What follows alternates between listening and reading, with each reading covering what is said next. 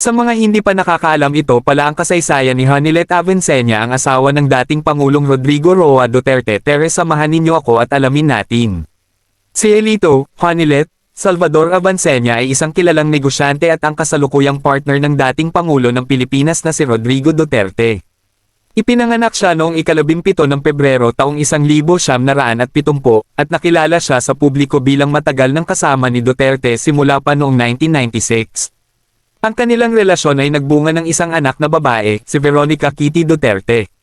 Maagang buhay at edukasyon. Si Hanilet ay lumaki sa Davao City, kung saan siya ay naging valedictorian sa kanyang mataas na paaralan.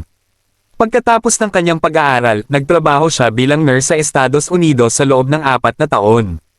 Sa kanyang pagbabalik sa Pilipinas, nagtatag siya ng mga negosyo tulad ng isang meat shop at ilang franchise ng Mr. Donut. Relasyon kay Rodrigo Duterte. Ang kanilang relasyon ni Duterte ay nagsimula noong